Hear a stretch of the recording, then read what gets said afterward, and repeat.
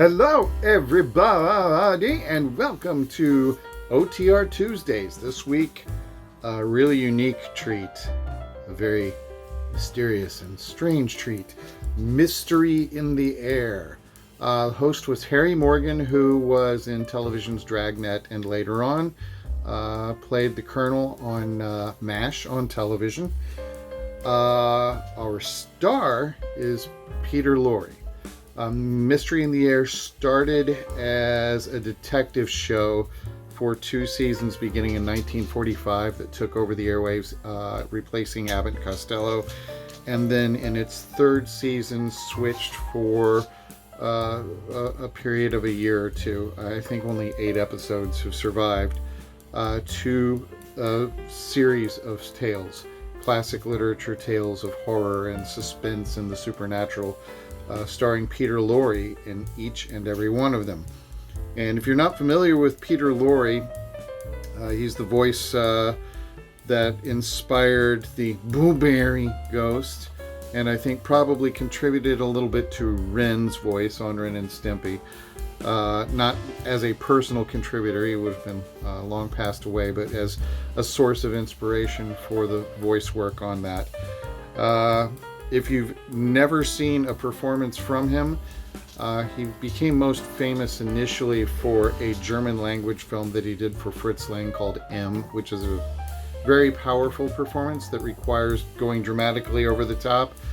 But that kind of became his shtick after that. So almost every movie and every radio episode that he was in, at some point you'll find that he's very calm and easygoing, and then all of a sudden he goes crazy and he can't stand it and he's losing his mind, and you better pay attention or he'll kill you and he'll kill everything.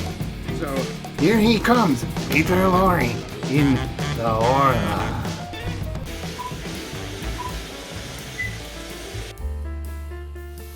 Side note, one of the things that makes these performances so amusing is how he suddenly, without warning, kind of quickly regains his composure.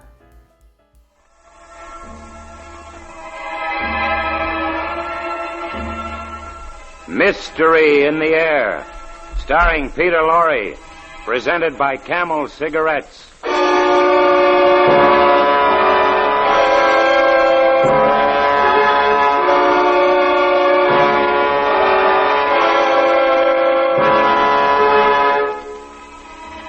Ladies and gentlemen, there are 2 kinds of stories. Those you can take to bed with you and they relax you and put your mind at ease. And then there's the other kind. And our story tonight is the other kind. I still do not know whether it was the shadow of the madness to which the author himself so tragically succumbed, or whether there really was an evil summoning that could not be seen or described. Oh, why don't you decide for yourself? I'm simply going to tell you the facts in a case as set forth by Guy de Maupassant in his immortal story, the Horla.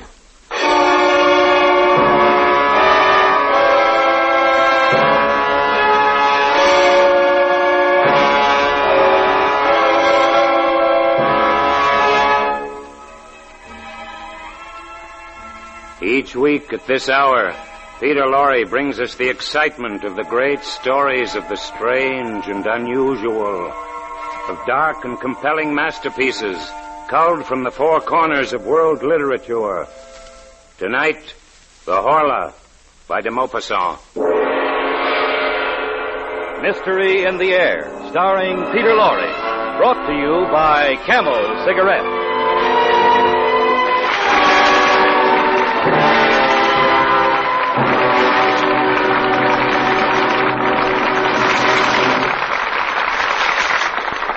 Experience is the best teacher.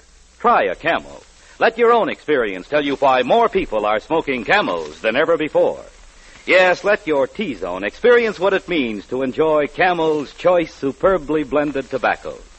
You know your T-Zone, that's T for taste and T for throat, is your true proving ground for any cigarette. So try a Camel. Discover whether that rich, full Camel flavor doesn't just hit the spot with your taste.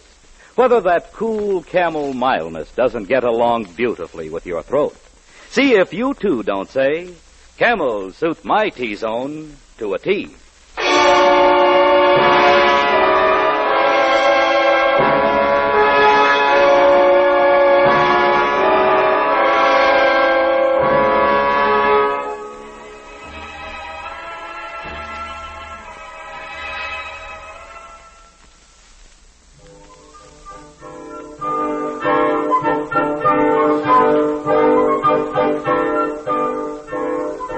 May 8, 1889. Oh, what a lovely day it was. I spent all the morning lying in the grass in front of my house, the house in which I was born and grew up. Oh, it's a wonderful house, and I love it. From my windows I can see our great river, the Seine, which flows along the side of my garden, yes.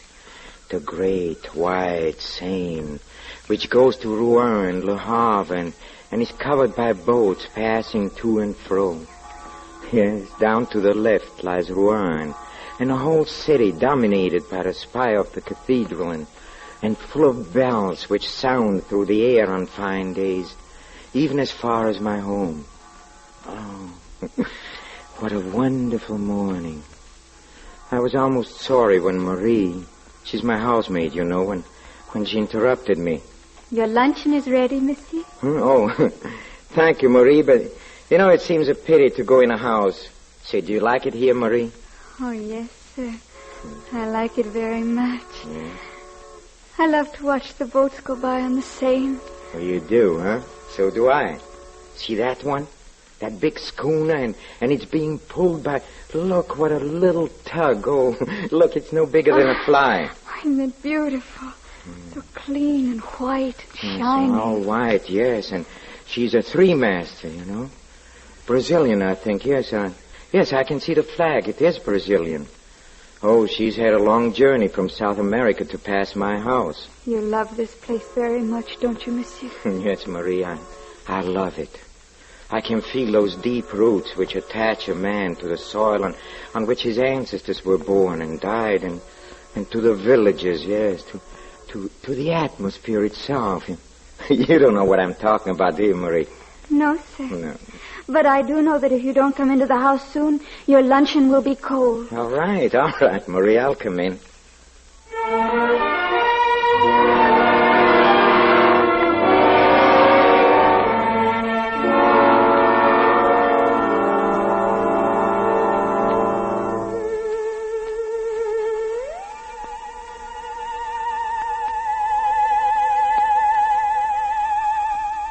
May 12.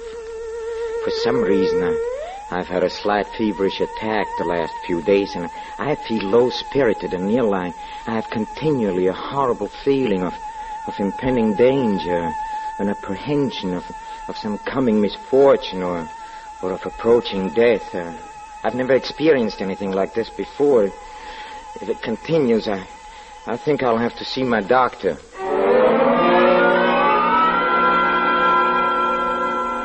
Look, I've told you, your pulse is rapid and your eyes are slightly dilated.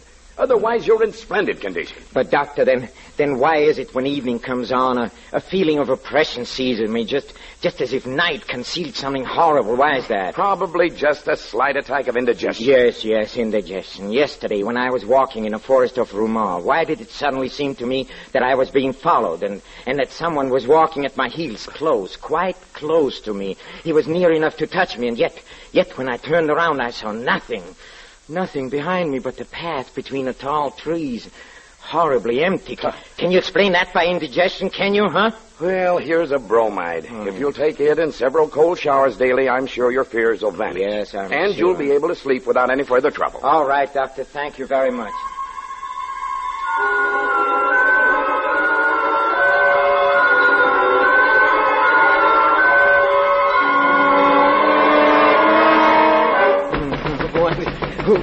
Who is there? It's I, Marie. Oh, just a moment. Yes? Are you all right? What is it, Screaming Marie? and calling out. I'm sorry, Wake the I must have been servants. here having a nightmare, Marie. Look, Who's if you that? dreamed that someone was looking at you and touching you and taking your neck in his hands and squeezing with all his might in order to strangle you, don't you think you would cry out too, huh? Oh, yes, sir, I'm sure I You should. see, all right. Just tell the other servants I shall try to be more quiet. Yes, sir. Thank you, sir. Good night. Hey, look. Look, Marie, my water A carafe. water carafe, monsieur? Yes, it was full. I know it was full when I went to bed. Yes, sir, I filled it last night. Yes, and now it's empty. I haven't touched it, and it's empty. Yes, sir. Somebody has drunk the water. Somebody has been in his room. Something drank that water. I don't know who could have, sir, unless perhaps you yourself in your sleep. Yes, I myself in my sleep. Of course, that's it.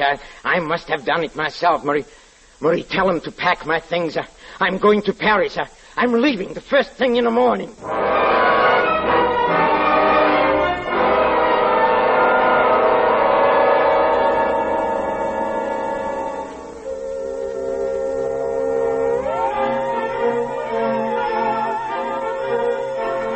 July 12. Paris. Paris, I must have lost my head during the last few weeks. At home, my mental state bordered on madness, for I had believed, yes, I had believed that an invisible being lived beneath my roof. How stupid, how perfectly ridiculous it all seems now, yes. 24 hours in Paris have completely restored my equilibrium, and tonight I'm going to dine at the house of my cousin, Madame Sablé, and, Dr. Parent is going to be there. He's the famous specialist for nervous disorders, and I shall ask him, and I'm sure he can finally put my mind at rest about this silly hallucination.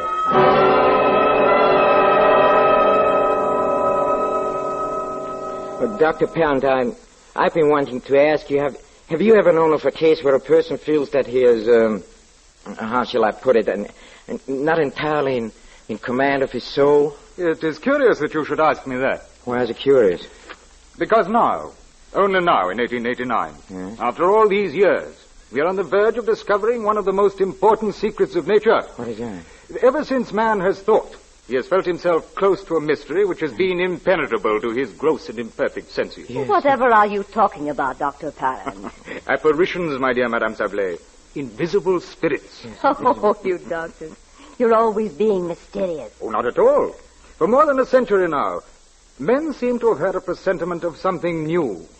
Mesmer and some others have put us on an unexpected track, and we have arrived at really surprising results. Oh, you're just trying to frighten us. Not at all. If you think so, would you like me to try to send you to sleep, madame? It would be a novel experience. If you can do it. And if I can, it will answer your cousin's questions. Yes, it certainly would. And now, madame, if you will just sit in this easy chair. So, now you must let your mind go completely blank and look fixedly into my eyes. Yes, that's right. Now, you are going to sleep. To sleep. You're going to sleep. Sleep. Sleep. You see, her eyes are becoming heavy. Her mouth is twitching. That's incredible. Sleep. You have nothing but Doctor, I don't sleep in like your this. mind. It frightens me. Sleep. Sleep. Here, now she is asleep. An easy subject, I must say. Now, if you will stand directly behind her chair, I will proceed with the experiment. Now, I hand her an ordinary pasteboard visiting card, so. Now, Madame Sablé, you hold in your hand a looking glass. Yes. I'm holding a looking glass. What do you see in it? I see my cousin standing behind my chair. Doctor, What is he doing? He is twisting his ear. but Doctor, she cannot see me behind her by looking at a piece of cardboard. No, of course she can't. She sees you through her mind. Or someone's mind. This troubles you, doesn't it? Yes, it troubles me. But it answers your question. No, it does not. That's common knowledge, Doctor. It's an axiom that human beings can be dominated by human beings. But what if a human being is dominated by something, by something else, I mean? something not human. What then, Doctor?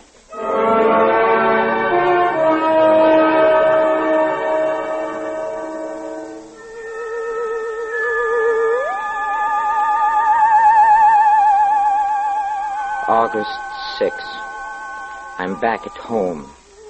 Yes, now I know it's useless to struggle. Useless. Somebody possesses my soul and dominates it. Somebody orders all my acts, all my thoughts. I'm nothing except his slave and a terrified spectator of all I do. Yes, but who is he, this invisible being that rules me, this unknowable spirit, this rover of a supernatural race? He must have a name. I know he has. I feel it. I can feel it. And oh, someday it'll come to me. Oh, if I only could leave my house and go away and escape and never return. But it's impossible.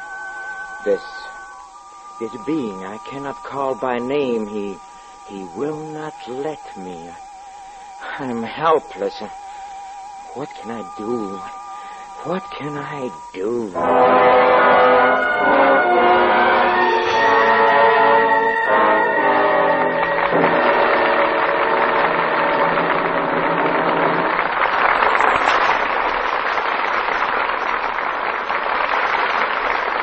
In a few moments, Mr. Peter Lorre will bring us the climax of tonight's Mystery in the Air, when camels present Act 2 of the Horla. Experience is the best teacher. Even thousands of years ago, that was an old saying. Today, sports champions like polo star Cecil Smith are living examples of its truth. Yes, as you see Cecil Smith streak down the field, see him hit a 60-yard backhand shot for the winning goal of the game, you know it takes experience to play polo like that. As Cecil Smith himself said, experience is the best teacher in polo, and in cigarettes, too. During the wartime cigarette shortage, I smoked any brand I could get. Experience taught me how much I really appreciate Camels. They suit me to a T. During the wartime cigarette shortage, people smoked whatever brands they could get, remember? Yes, smokers compared the different brands, whether they wanted to or not. People became experts in judging the differences in cigarette quality. And on the basis of that experience, more and more people discovered they preferred the rich, full flavor of Camels, the cool mildness of Camels. As a result, more people are smoking Camels than ever before. Experience is the best teacher. Try a Camel yourself.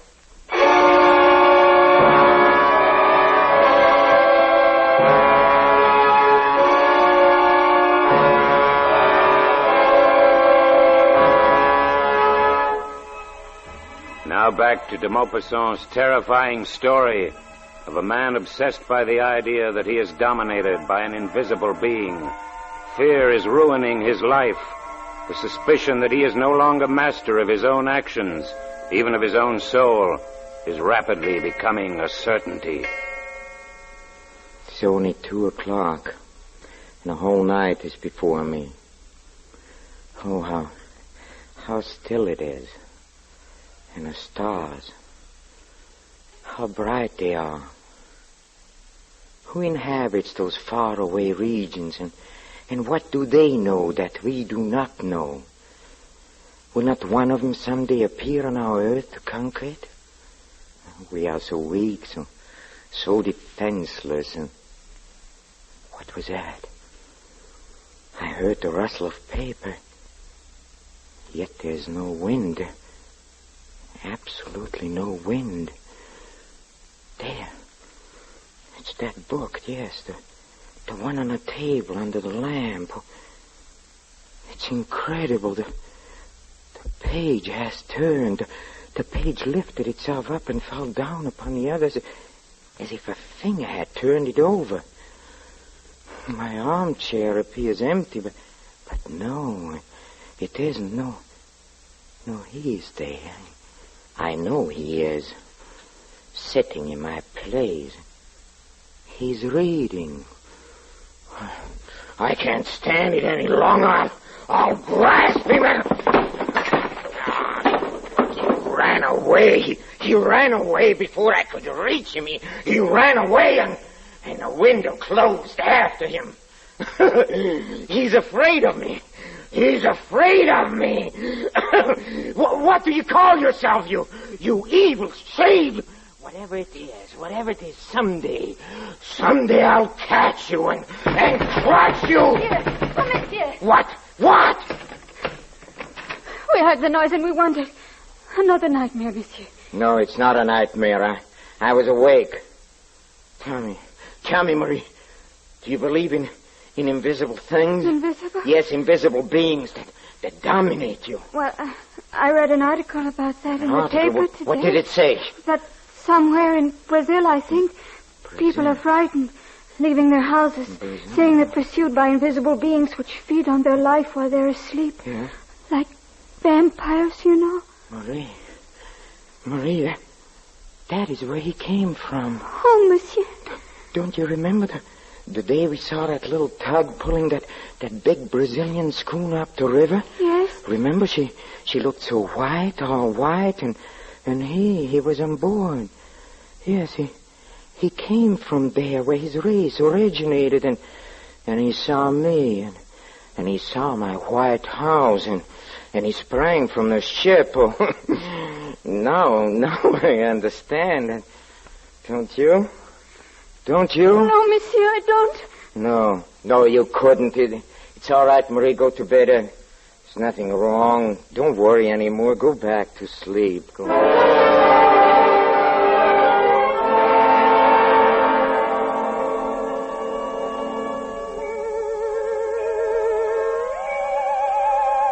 Yes, now I know. How can I help but knowing it's obvious? Yes, the rule of man is over, and he has come. He has arrived. But what is his name? What do you call yourself? What's that? I know he's shouting it out. Yes, I listened. Huh? Horla. That's it, yes. The Horla. Yes, the Horla. He haunts me.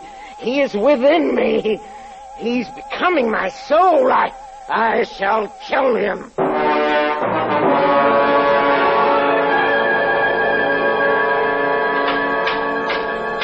There, monsieur. What? The iron shutters on the windows and door complete. All right. Know why anybody wants half-inch iron shutters in their bedroom is more than I can see.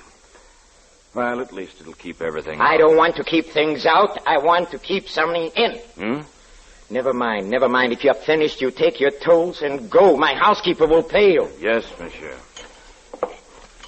Good day, monsieur. Good day.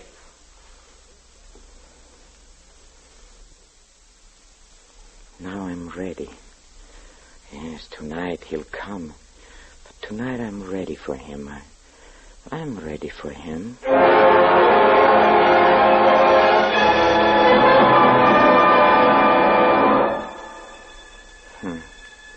He's here, yes. I feel it. At last he's here, but I don't want to alarm him. I'll casually close the iron shutter so casually as if I'm preparing for bed. And now I'll start to close the iron doors as if I'm shutting myself in for the night. But instead of shutting myself in, I'll shut myself out. Yes, it's down. He's inside. He cannot escape. Downstairs, yes, as fast as I can run. Oh, good, the lamp is still burning. Oh, yes, fire, that'll dispose of him. Fire. Oh, see, the house is dry as tinder. It won't take long. See, the flames are reaching the ceiling already. Oh. I'd better get out before I burn myself up, too. Here, I can watch from here. How slow the house is burning. Don't you suppose? No, there, yes. yes. A tongue of flame licking out on the top of the window. And another, and another. See it burn. My house, my beautiful house. And, oh, but it's more beautiful. And it's now in flames because he's inside. And he'll burn too, yes. And I'll be free. Free of the Horla forever. Fire! Fire! The house is on fire! Yes. Get some water, somebody! Yes, it's burning. Let it burn. Oh, now the whole place is in flames. Nothing can stop it. That's Marie, the servants in the garage. They'll be killed. Here, stand back, all of you. The roof's going to cave in. Look. Oh, the poor devils, we got to get some help. Yes. Get them out of there. It's lighting up the whole countryside. A monstrous, beautiful funeral pyre. And he's burning too. My prisoner, that new being, that new master, the Horla. The roof has fallen in. The roof has fallen in.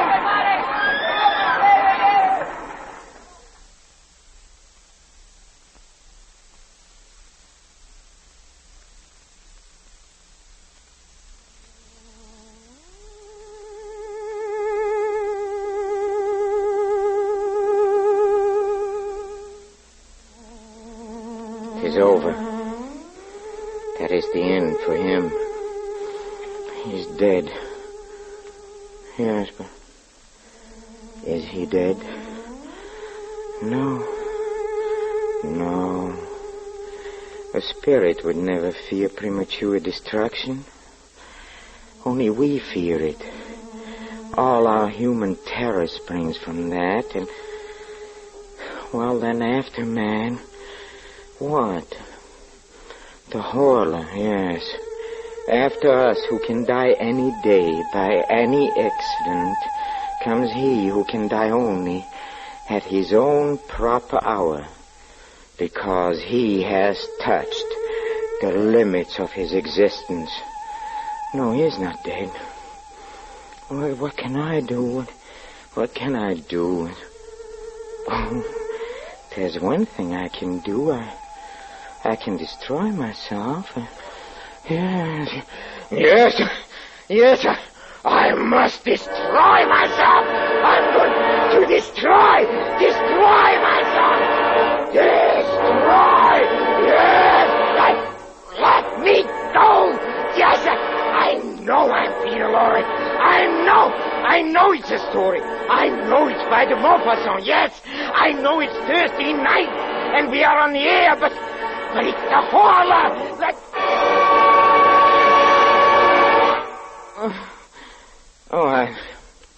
I beg your pardon. I'm sorry I got so excited, but I warned you at the beginning. It's a very uncomfortable story.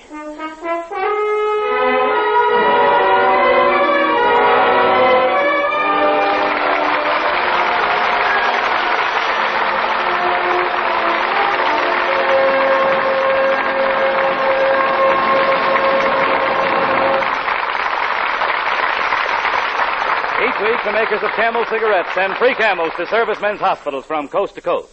This week, the Camels go to Veterans Hospital, Northampton, Massachusetts, USAAF Station Hospital, Boca Raton Field, Florida, U.S. Naval Hospital, Bremerton, Washington, U.S. Marine Hospital, Galveston, Texas, and Veterans Hospital, Augusta, Georgia.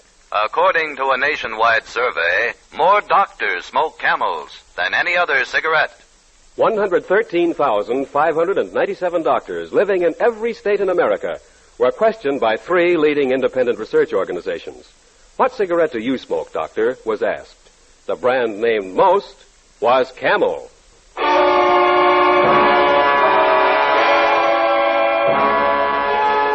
Next week, Mystery in the Air, starring Mr. Peter Lorre, brings you Beyond Good and Evil by Ben Hecht, with a special musical score composed and conducted by Paul Barron.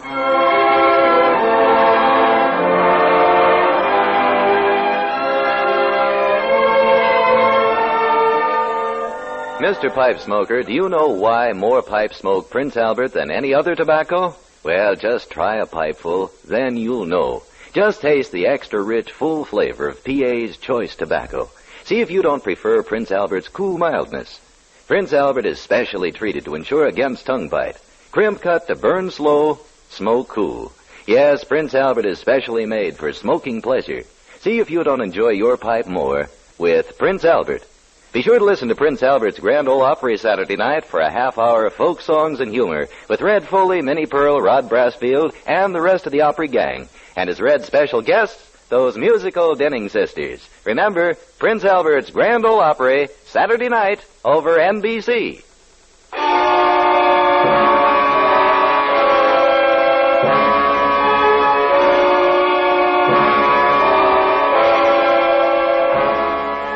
Listen again next week at this same time when the makers of Camel cigarettes present Mr. Peter Lorre in Mystery in the Air. Next week's play will be Beyond Good and Evil by Ben Heck. The artists supporting Mr. Lorre tonight were Henry Morgan as the voice of mystery, Peggy Weber as Marie, Lorene Tuttle as Madame Sablé, Ken Christie as the Doctor, Ben Wright as Dr. Parent, Howard Culver and Jack Edwards Jr. This is Michael Roy in Hollywood wishing you a pleasant good night for Camel. This is NBC, the national broadcasting company.